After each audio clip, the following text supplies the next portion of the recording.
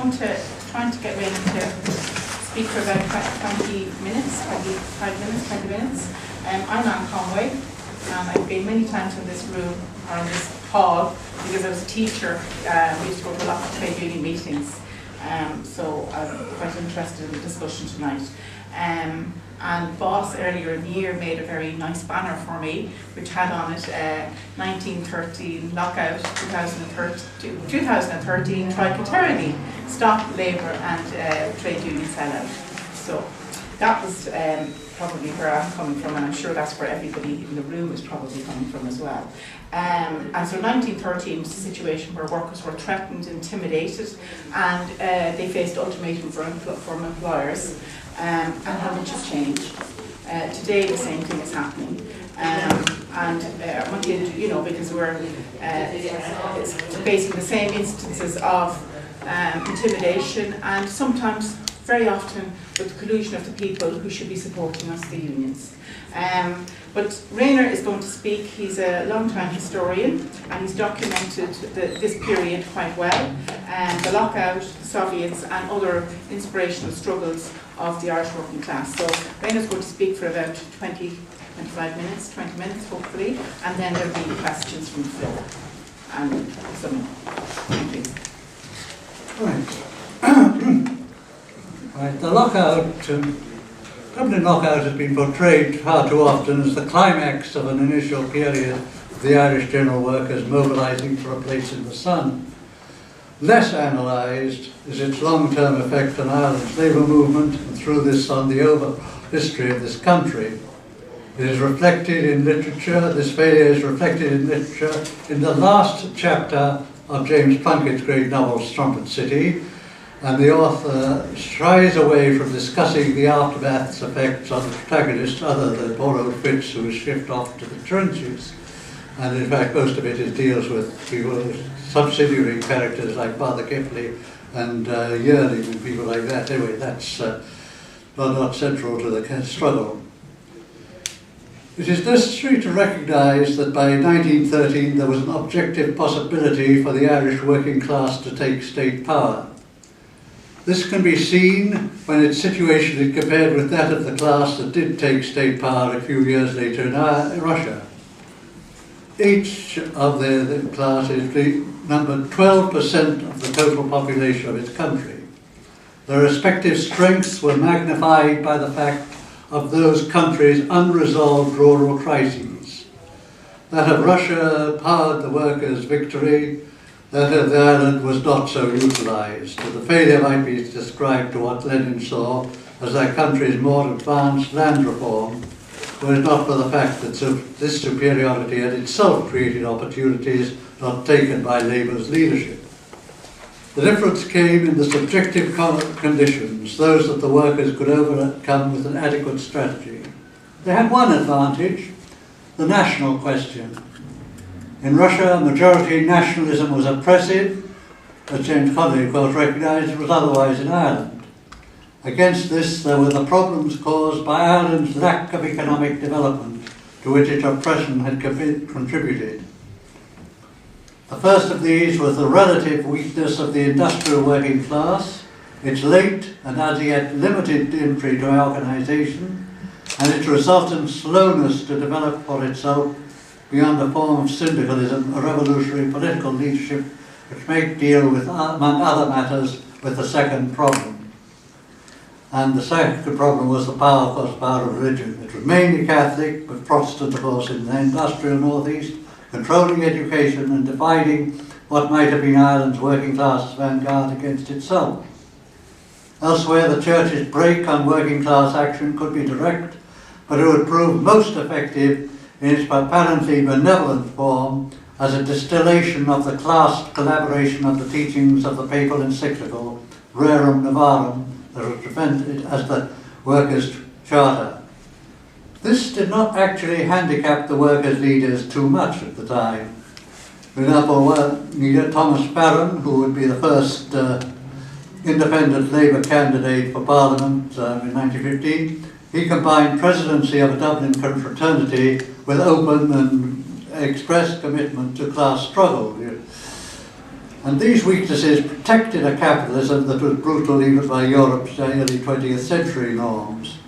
The general workers of Dublin, as we know, many skilled workers, lived in what are now termed today third world conditions. The city's death rate was worse than that of Calcutta.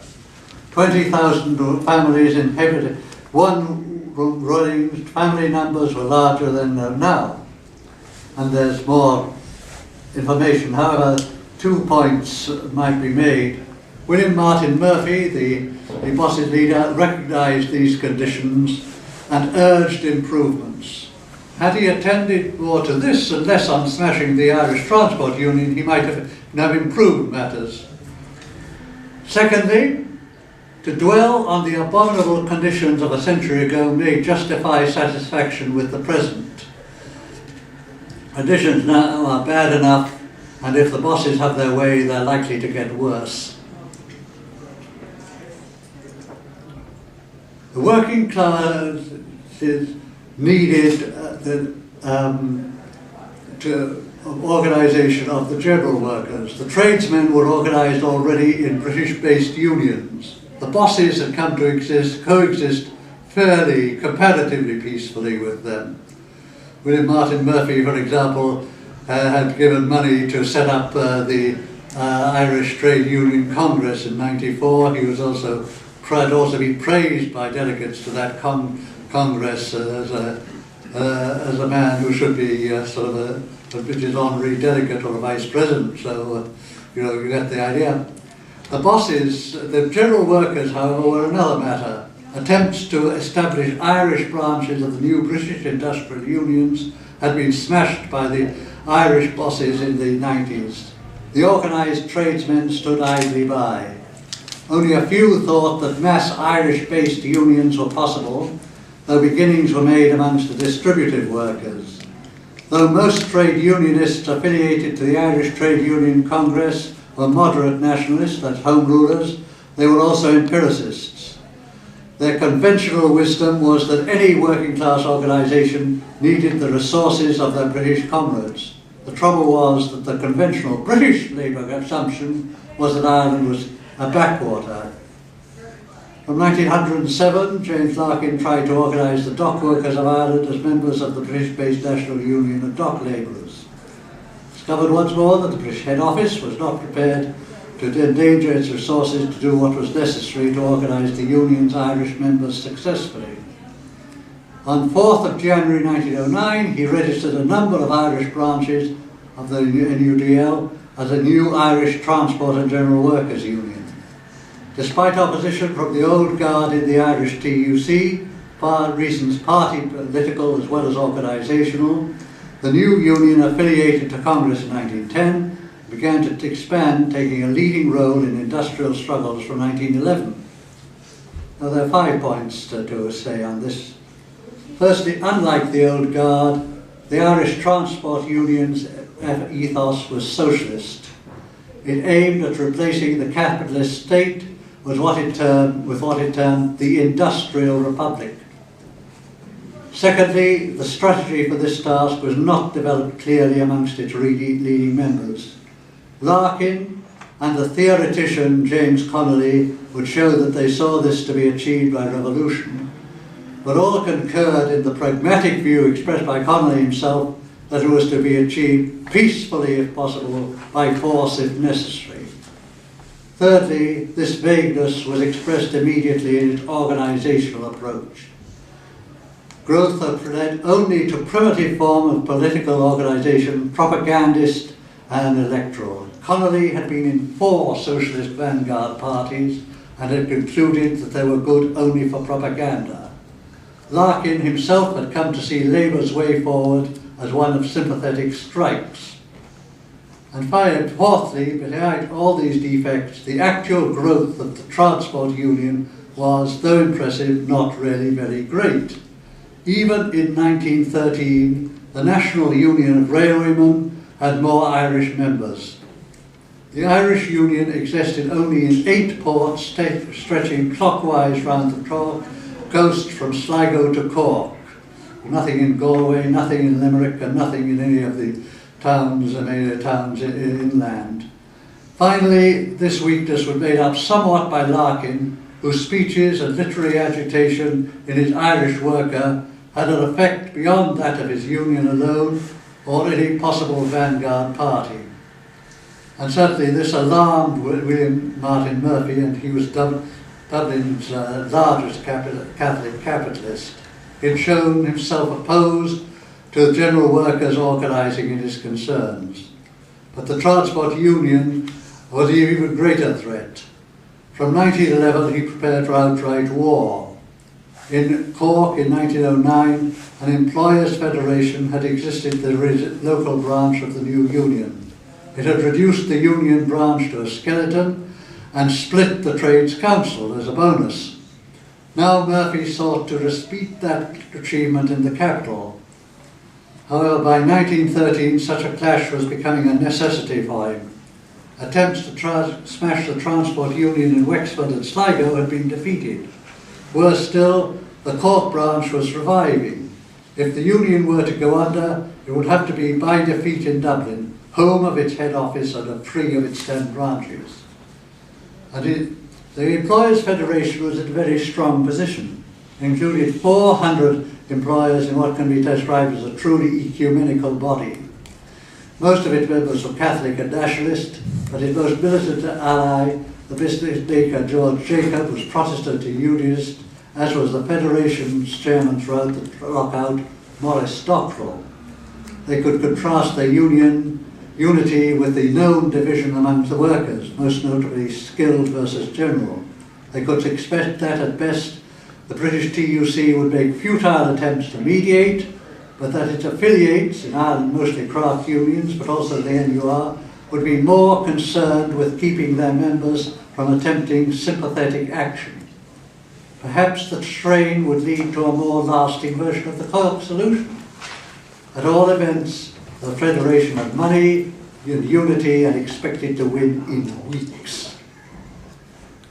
Open hostilities began when Larkin tried to organise the tramway workers in Murphy's Dublin Transport Company.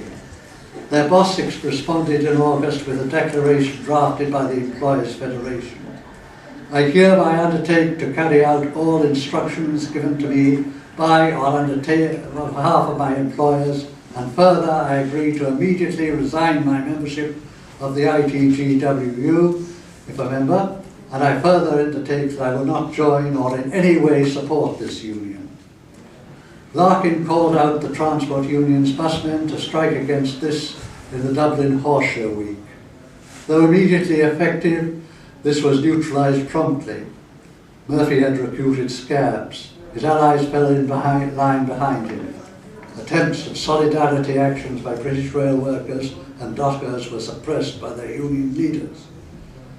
But such leaders could not prevent the Irish Union members from joining the dispute in opposition to the declaration.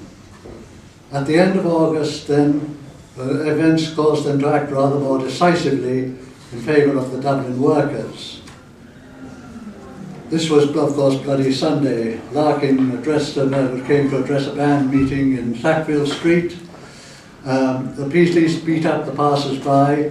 They didn't know that the actual meeting had been moved to Croydon Park in the suburbs and got a lot of the bourgeoisie instead. Balked of their prey, they attacked the workers' slum dwellings. This did not change matters too much in Dublin, but it came on the eve of the TUC meeting in Manchester, and was used by a delegation of Dublin workers' leaders to persuade their British comrades to act in their support. What they saw was needed was a call for a general sympathetic strike, but they compromised by agreeing to the British Union's fundraising to supply food and other goods for the strikers. The British expected that this show of solidarity would cause the Dublin bosses to agree to a reasonable settlement. Probably such hopes were not shared by Larkin and the other Dublin workers' leaders. They accepted the aid as a compromise that would enable the workers to resist the bosses' offensive and educate their British comrades as to the said bosses' intransigence. Meanwhile, they sent in speakers, fiery cross campaign, and in O'Connor's case wrote articles to educate the British rank and file to bring pressure on their officials. The weakness there was that when the time came to demand a general sympathetic strike, those officials would be all too well aware of the fact that their union's resources had been reduced as a result of the aid they sent. Meanwhile, with this workers' resistance strengthened decisively, the lockout continued throughout the rest of the year. The workers demanded that the declaration be scrapped and all strikers be rehired. The bosses refused these demands and called for the abandonment of the sympathetic strike strategy. In October, after several false starts, Larkin formed an armed guard to protect his pickets from attack by police and scabs. This took the name of the Irish Citizen Army, the most lasting organisational product of the lockout, and one that would play a direct role in the coming national struggle. On the other hand, however, a few weeks later, the workers scored an own goal, agreeing by the proposal to bring strikers' children homes in England. And this was the excuse of the Catholic Archbishop of Dublin, Willie Walsh, to end his silence on the dispute. He feared socialism, but up to then he had allowed many priests to support in Murphy, but he himself had kept quiet. Now he condemned the evacuations as Protestant proselytizing and organised a successful and brutal agitation against it, aided by the parliamentary nationalists who feared the erosion of their popularity. And again, their hostility was not shared by the more militant nationalists, though Sinn Féin was divided on the issue of the IRB, and the future signatories of the 1916 proclamation supported the workers. But a bigger disaster was what happened in December. The TUC affiliates had expended far more money than they had expected to do. At a special record meeting, their delegates gave priority over the lockout to passing a motion denouncing Larkin's fiery cross speeches for criticising their moderation. And then, as an afterthought almost, they'd rejected the arguments of the Dublin workers' representatives to declare a general sympathetic strike and ended their material commitment to it. Many workers began to abandon the struggle, yet it was continued into the new year. The leaders being hoped for a strong showing in the January municipal elections, but Labour gained only one corporation seat.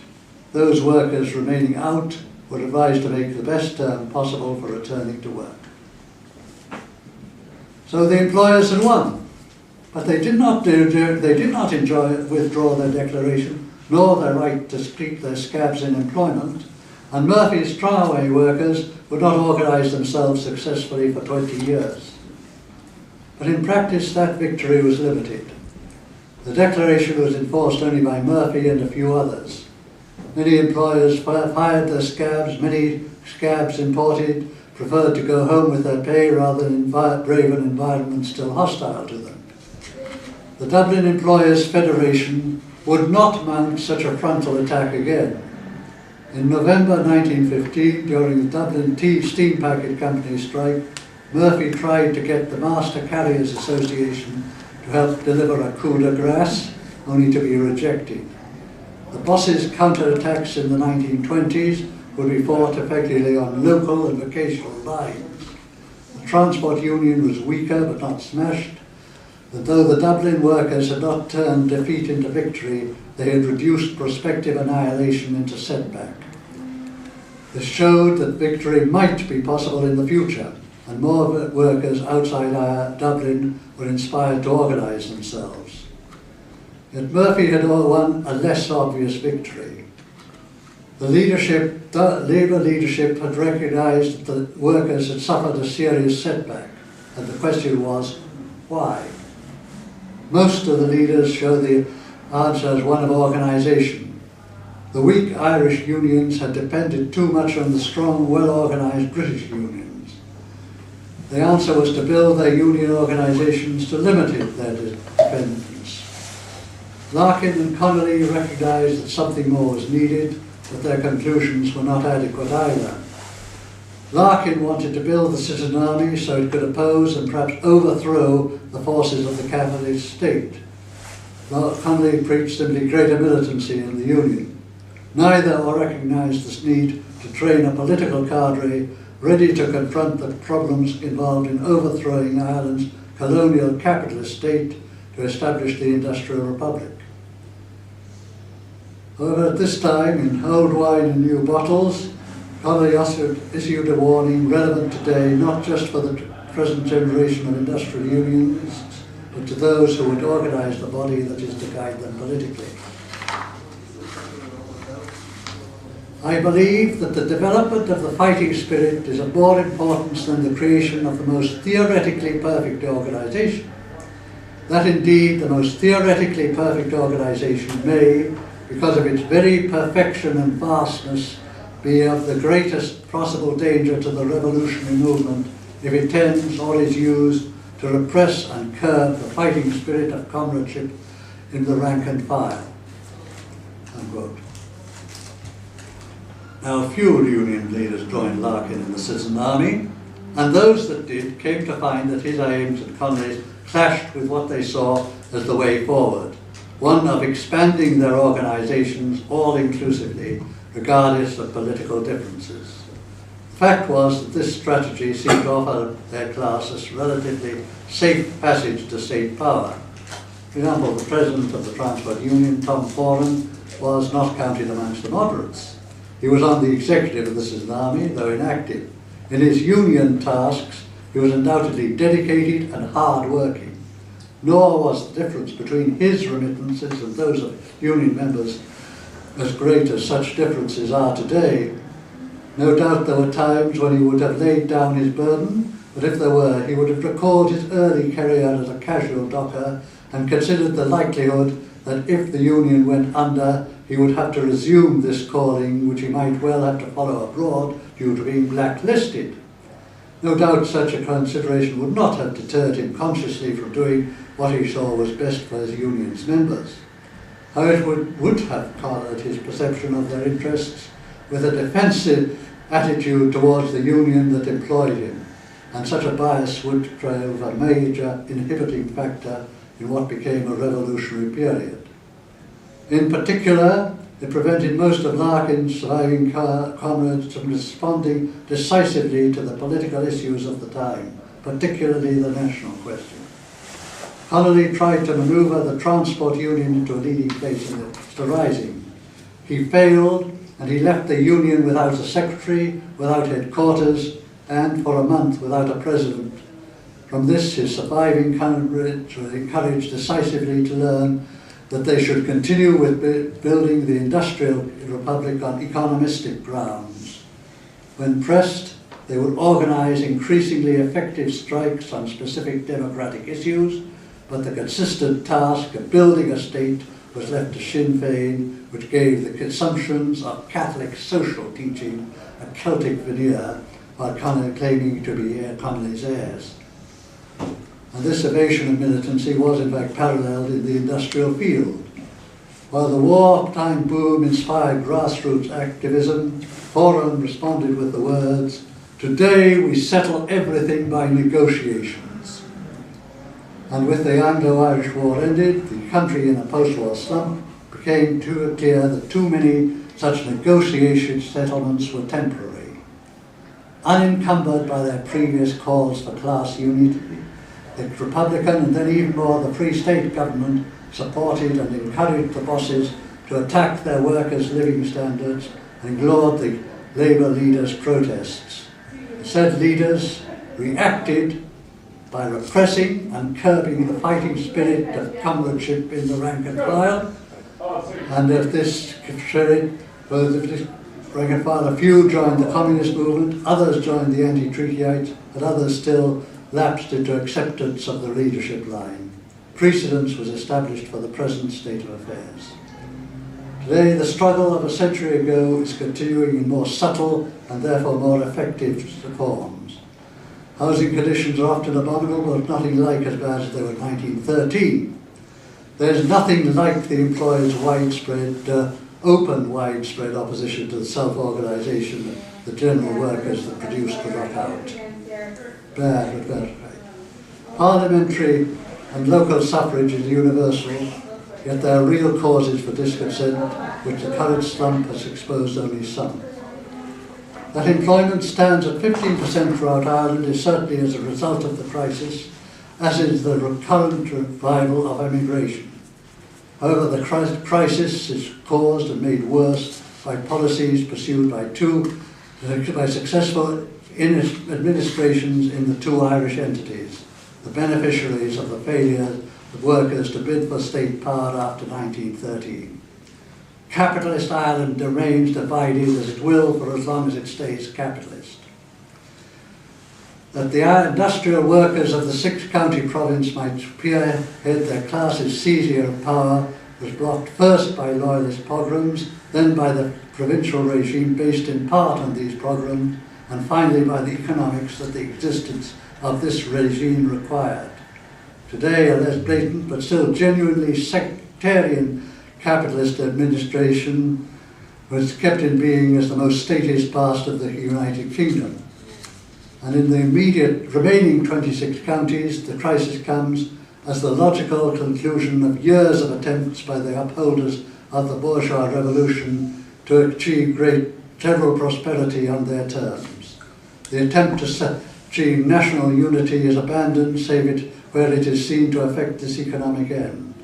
The governmental quest for this has been wide-ranging, save in one sphere. From the start, the private banking system continued to be allowed to export capital. Otherwise, capitalism has experimented in turn with indiscriminate protectionism, then with indiscriminate free trade, and in the 80s with embracing globalization in an attempt to jumpstart their economy into junior partnership within the European financial capital conglomerate. Each of these had some short-term success, only to end in greater disaster. Against this, labour and trade union leaderships have continued in the path set after 1913, developing its logic to 19 new surrenders. On national unity, they have abandoned their original tepid support for the national struggle to become stalwart upholders of its suppression. And this is in the name of democracy and more accurately constitutionalism. This justifies, too, retreats on the basics of the class struggle to ever-increasing surrender even of real democratic norms. Labour has accepted union partnership in 8 coalitions.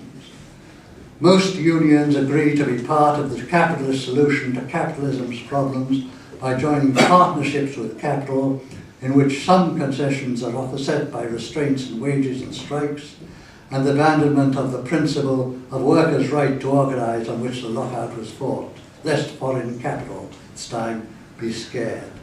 Between 1989 and 2007, the share of annual 26 county income other than wages rose from 29% to 46%. After the Civil War, the UKers voted with their feet on this collaboration.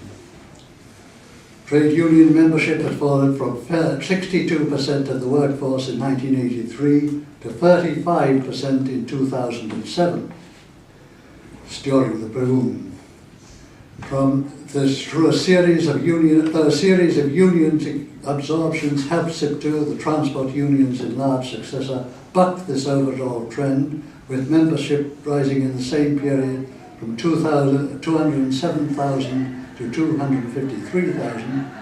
The last 4 years have seen the figures fall to 177,000, a loss of more than a quarter. All trade union membership fell from 834,000 to 797,000. Moreover, with the collapse of the boom, the only answer to the renewed problem given by the Labour leaders is a little more of the same, if not as much as is being demanded. It seems once again, as if the fighting spirit of the rank and file comradeship has been effectively suppressed. Yet their signs of resistance to the policies of semi-colonial government and the collaborationist leaders of its workforce.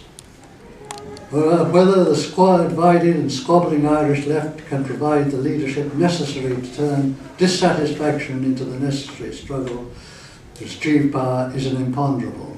What is certain is that the education needed to prepare for this will mean coming to terms with the legacy of Dublin's lockout. Thank you very much, Rayner.